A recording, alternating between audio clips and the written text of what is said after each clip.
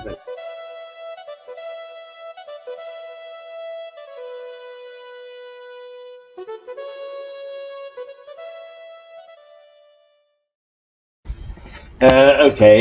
this is perhaps the last 15, 20 minutes, perhaps not even that. We've had an interesting morning, fascinating chat to John Dickey, who is the authority on the Sicilian mafia. He insisted that that was his specific authority, but he also admitted that he probably knew more about the other spin-off mafias than anybody else put together. And some of the things that he told us were very interesting. But we'll get carried away with mafia, and if you want to actually find out some more about the mafia, John will be talking about his book on Saturday at 12:40 in the All Saints Centre at the Lewis Book Festival, or Speakers Festival, in fact. And it'll be fascinating. It'll be a fascinating day anyway, with all sorts of people coming down this weekend to share the Lewis air, but to impart some of their knowledge as well. So I'm just going to try a little something here. There is a guess who that is as a guest. Well, it's just me. And so usually if I lean forward, that you can see me from another angle. And if we do that, then you can capture me in a little box. And this or this, it depends on, actually, Marguerite Simonian, the editor of Russia Today, would say it depends where you're standing, Keith, as to what your point of view is. Well, I don't think that's quite the opinion, but certainly there is another viewpoint. Just a little experiment we're carrying out with a variety of things to try and make our product better, and to keep everybody on the straight and narrow. Behind the glass. Oh, is it that time already? And we've got some activity behind us. Oh, Jane is behind the bar. All is well with the world. No, not till 11, I'm afraid. Sorry.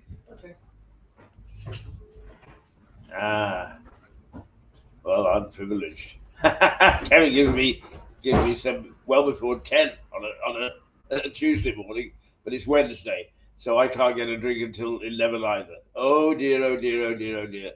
The world is just going all to hell. But what? Let's see. That's what I'm trying to do, to put myself in full glory, and I just wanted to have a little chat. Is because it is pretty standard at the moment when you meet people who say, "God, the world is in one hell of a mess." Well, it is, but in many ways, that we can do things about it, and we're not totally stuck with a bad scene. First of all, we do not have much leadership. We don't have it in Westminster. Rishi Sunak is beginning to win friends and influence people with one or two of his decisions. But the jury is out on Rishi at the moment, so we can't say one way or the other whether he's going to be a good leader. But locally, we have no statesman at all. We really are not in. We're not blessed with the sort of local politicians, the local statesmen that we need in this town and in this district to see it start to get back on track and to start become a healthy, bubbling, vital centre of community that we've been used to in the past. And I think that it is because we tend to follow the national trend, and we don't need to at all. In fact, nobody needs to in this world. What's happened is that big business and the thirst for profit, complicated by lockdown, has meant that we had a shrinkage of truly local media. Doesn't exist. The best substitute has been those websites, not websites, but pages in various social media, for instance, where they keep us up to date through uh, public participation of who's found which dog, what's happening to the bus station, and there is a traffic jam on Route 66. All those things are fairly well catered for, and I have to say that Mick Symes does a pretty damn good job of making sure that that sort of thing gets through to you. But there is very little else in terms of being a watchdog. Ooh, is I'm afraid that's something I can't do anything about at the moment. It's a result of my Parkinson's. Is the corners of my mouth dry out, and then it leaves a little scar, and then I pick at it, and oh dear. It's awful. But anyway, it's not that I've been eating chocolate. I mean, I have, but that's not the scar on my lower lip. It is the result of the Parkinson's disease. Now, let's just take 10 minutes or so and take a look at what's happened locally in the elections. First of all, as a broader view of one of the problems that we've got is that the statistics came out 2-3 days ago on where the UK stood on press freedom and how much it was subject to influence of either business, politics, or other external influences. And we have slipped from being 24th in the world is to 26th. Not disaster yet, but certainly alarming that we are heading in the downwards direction and not being the spearhead as we have been in the past for a free and fair media.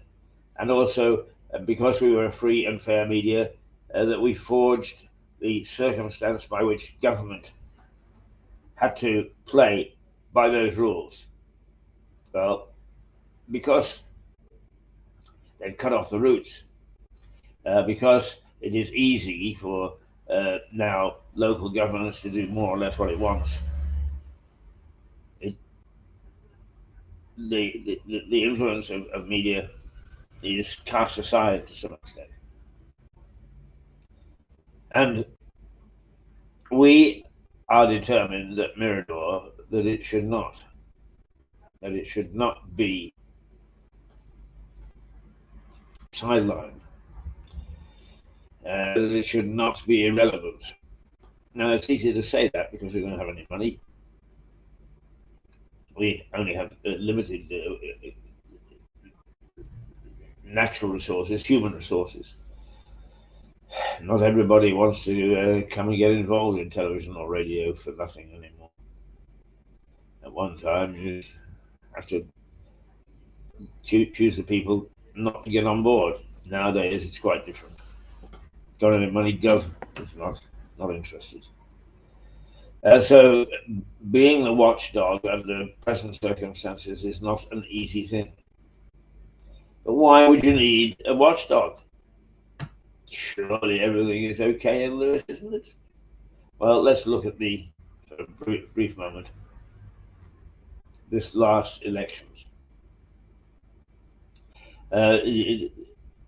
everybody is to say, oh, how wonderful that the Tories have been defeated, and now we've got the Greens in charge, and so on and so forth. Well, this television station and myself and some of my colleagues here take the view that what we've got is a recipe for disaster. First of all, the three parties that now constitute Lewes District Council and in great part Lewes Town Council are more or less of the same political persuasion. Indeed, the Lib Dems and the Greens have governed in what was once termed a Rainbow Alliance when it first happened, but it became an alliance of some sort eventually, for the last 4 years. And when they came to persuade us that we should vote for them this time, they gave us all sorts of information through our front door that showed just how wonderful they were. The fact that they've actually achieved nothing in the last 4 years is except get our council tax raised to being one of the top 5 council taxes in terms of cost. Has nothing to do with it. But they have not exactly painted themselves with glory. So why do we need a watchdog? Well, number one, when you've got this monopolistic situation, it is very interesting. It's very easy for corruption to seep in. And already there is some suggestion that a leading figure in the Green Party is under investigation for using her influence and detail to, first of all, break the rules for which she is meant to be a supporter, an upholder, and also to show favoritism by using that position to help a friend or a neighbor or whatever, when it was quite clear that in doing so, that rule of law was broken. So we've got a council that has no proper political opposition. We've got local media that has shrunk to the size of a peanut and has done and is doing very little in terms of investigation. What you're left with is virtually Mirador, who shout the odds. But there is a chap in the United States called Tucker Carlson who is doing a lot of shouting, and a lot of people are listening to it. No matter whether you approve of what Tucker believes in or not, that's beside the point. But he has got people listening, and we intend to do the same thing. We're calling a spade a spade, a shovel a shovel. And there are several things which already we would like to ask the local councils. The first and foremost one is, why do you do all sorts of things online when it comes to your administration, which may not be all that it appears? And the use of computers and social media to let us know what's going on, and the rainforests that have been devastated by parties with green credentials, to really let us know who they are and what they believe in. What a jumble, what a mismatch. And just as a moment of chagrin in the early hours of this morning, I thought, here we've got these groups and councils talking about inclusivity, diversity, all the buzzwords. And yet, when it comes down to the not elderly, let's say elderly supporter, as to what they should do in terms of supporting those concepts, the answer is none. The answer is none. Rainforests have been pulled down so that we can get these brochures through the front door. Very little is being done to do away with the iniquitous cabinet system, in which power resides with just a few. Just a few.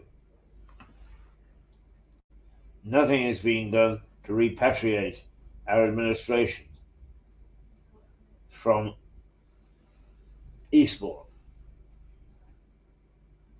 And you can go on and on and on about the things which you would expect a local politician with any sort of clout whatsoever would do.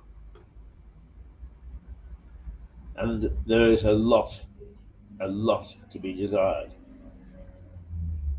They can't even keep an eye through the scrutiny committee on the local finances. They, as of 3 months ago, the old council still hadn't paid the charity tax on places like Stanley. I want to say Livingston, but it's not. Stanley Baxter leisure grounds. Also, there is a question of inclusivity, being inclusive, and why is it that all these people who shout long and hard about the three-party system, the three parties that we have, and what they do as a group, and yet inclusivity, indeed it is inclusivity, and the exclusive use of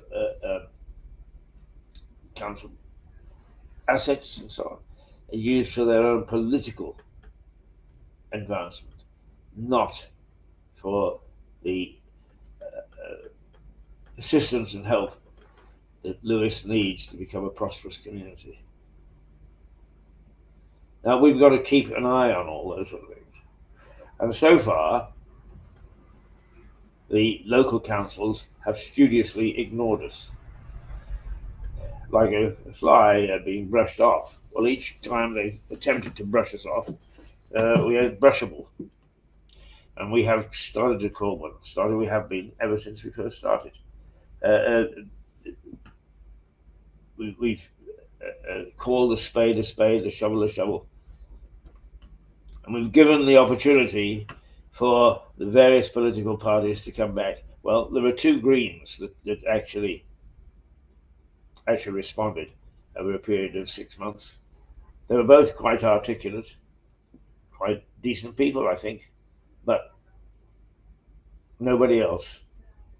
Nobody from the Lib Dems and nobody from the Independents. So who's left in charge? Well, the people who are sitting here with me this morning. The workers, the grafters. people who get their fingernails dirty.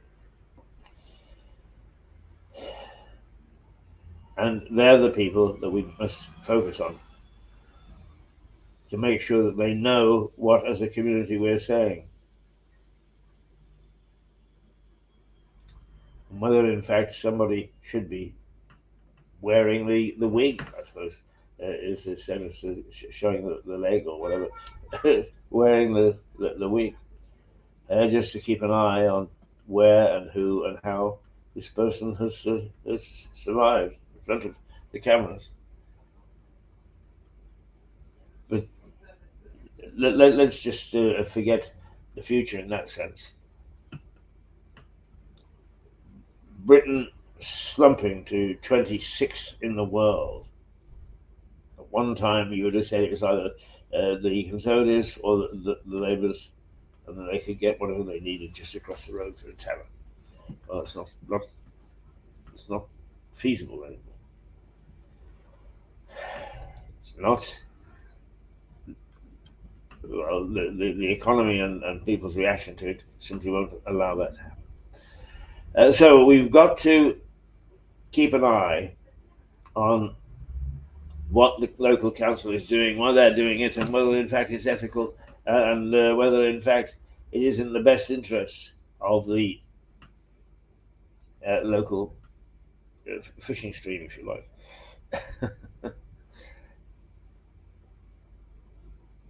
Mirador has some teeth.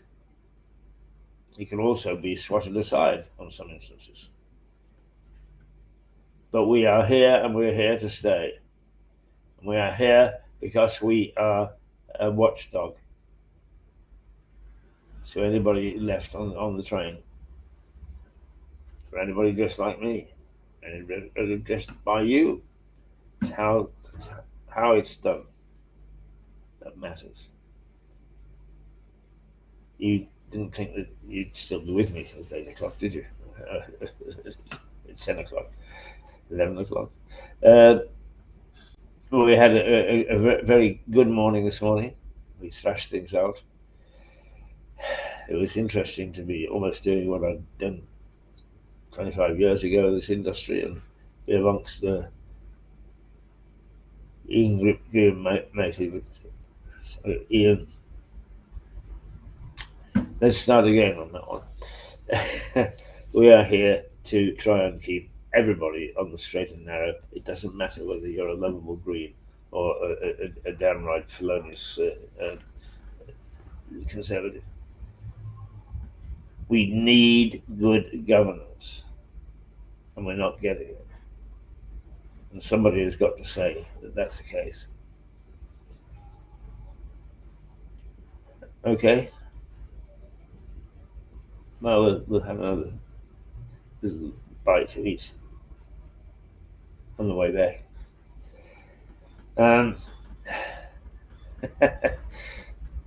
He said, I'm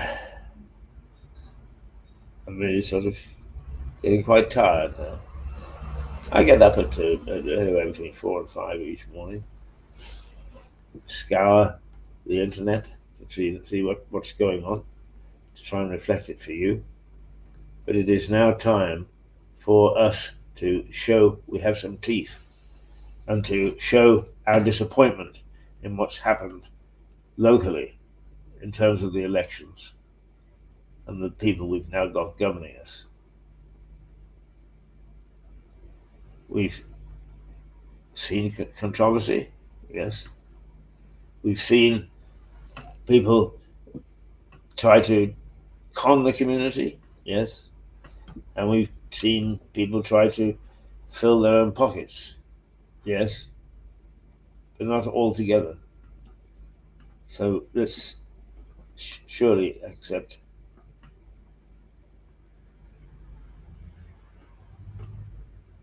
So we are, let me see. Oh, it's 5 to 11. It's 5 to 11. I hadn't realized that I've been rambling on for quite that long. And I suppose really that that is why the fatigue is settling in, because it normally does at this time of the day, and I have to go and take a little nap before I carry on. But fair warning to the local council is Wednesday we are going to discuss, perhaps with interviews and so on, in what they've been up to over the previous week, and to give some answers to some of the things that they do or say. And then, as they have been to date, they can write a reply, but they haven't been doing it as a coordinated body. They think that they're arrogant enough to get away with simply being in charge. This is us. We are now the councillors. Not a bit of it. You have got to stick to your election promises, and you've also got to look at some of the things that are still going on, or have been going on, are legitimate and are working in the best interests of the community. If you're not doing that, you're not doing your job, and we shall tell people.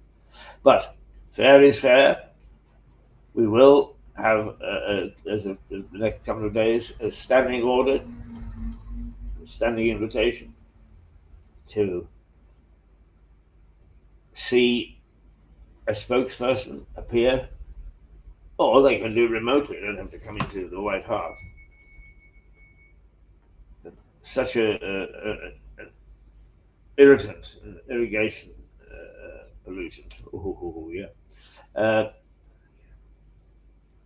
is at our disposal. We shall probably do most of it through chat. But we give you fair warning, councils, both councils, all political parties. When we talk to somebody, we take it seriously. Perhaps you don't. It's about time that you did. And we need action rather than words. So as a watchdog, what we will do is we will come on a Wednesday and say to you, you've got a standing invitation to come in and chat. Are you going to? And if you're not, and if you don't, then we shall see you as fair game. And if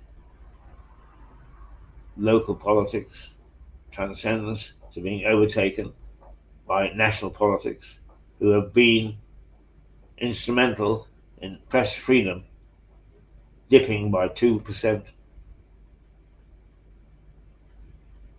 2%. That's a lot in the scheme of things. What we need to do is to dig out more of these things and give you the background, the way that we have to one of our younger colleagues who one day might make a very fine politician. So at the moment they are difficult to find. I'm going to take my weary eyes now home and have a little rest, and then launch back into Mirador television, which is gaining in popularity, and if not in popularity, in terms of people want to know what we're saying today. Okay, I think that we're done. I think I can let class go. And we'll see you again. Let's see, it's Wednesday today. We'll see you tomorrow morning at 8:30. We'll see what nonsense we can get up to, but nonsense that is always in the best interest of the community. We'll send this on to your relatives, and it's up to them as to how they spend it. Thanks for being with me. Sorry it was a traumatic laden speech, or throw off a barge or whatever. It's got to be fun before you start to really get down to the nitty-gritty. So make fun with me. Keith Hayes on Mirador television for a growing number of people that are saying shared like, and they must not say it together. Okay. Titty Pip. Here she is. Oh dear. There she is. Well, we'll do it the traditional way.